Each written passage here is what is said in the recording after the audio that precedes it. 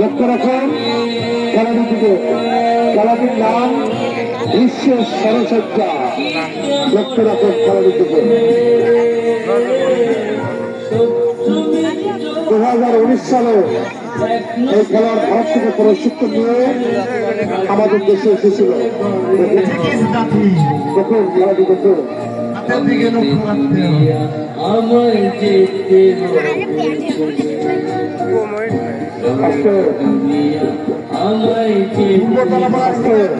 কাছে দোয়া চাইলে সেই জন্য তারা মায়ের কোলে ফিরে যেতে পারে।